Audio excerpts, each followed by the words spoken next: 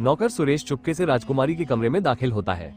विचारों में खोई राजकुमारी की नजर जब नौकर के ऊपर पड़ती है तो वह भड़क कर गुस्से में चिल्लाने ही वाली थी कि नौकर सुरेश बोल पड़ता है, माफ कीजिएगा रूपवती जी, जो ऐसे अचानक बिना इजाजत के आपके कक्ष में चला आया।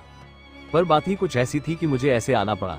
सुरेश की बात सुन रूपवती थोड़ी शांत हुई और बोली, बताइए काका, ऐसी क्या बात है जो आप इस तरह मेरे कक्ष में आए? तब नौकर सुरेश रूपवती के आगे विक्रम सिंह की सुबह ऋषि से मिलने वाली बात से लेकर उनके दिए झूठे संदेश को लेकर प्रतापगढ़ जाने तक की पूरी घटना विस्तार पूर्वक कह सुनाता है और कहता है, माफ कीजिएगा रूपवती जी, छोटा मोह बड़ी बात। पर जो पिता अपनी बेटी को उसके गौने के समय उसकी ससुराल न भेजकर वहां उसकी मृत्यु का झूठा संदेश भिजवाता है, उसके मन में कुछ तो बहुत ही घिनौना षड्यंत्र चल रहा है। नौकर सुरेश की सारी बात सुन रूपवती के पैरों तले से जमीन खिसक जाती है।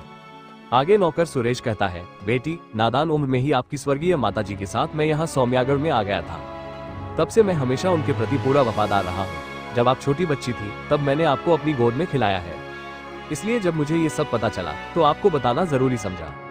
अब मैं जा रहा हूँ। इतना कहकर सुरेश वहाँ से चला जाता है। रूपवती के ऊपर तो जैसे आसमान टूट पड़ा था। वो बेचारी खड़ी खड़ी जम गई। झरने की तरह उसकी आंखों से तब तब आंसू बह रहे थे। उसका दिमाग एकदम से सुन्न पड़ गया था।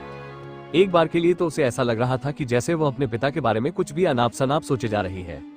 कोई पिता इतना नीच कैसे हो सकता है? पर नहीं, उसने जैसा सोचा वो सब बिल्कुल सही था। सभी तार उसके दिमाग में जुड़ने लगे। वो खुद को उस आम के पेड़ से और अपने पिता को पेड़ के मालिक से जोड़कर देखने लगी। उसे समझते देर न लगी कि क्यों उसके दुष्ट बाप ने उसकी ससुराल में उसकी मौत का झूठा समाचार भिजवाया है।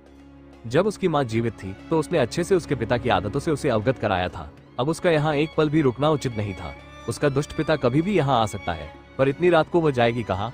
अंततः रूपवती ने फैसला किया कि चाहे वो कहीं भी जाए पर यहाँ अब और एक पल भी नहीं रुकेगी। तभी उसे बाहर से पहरेदारों की आवाज सुनाई दी, कोई यहाँ से बाहर नहीं जा सकता।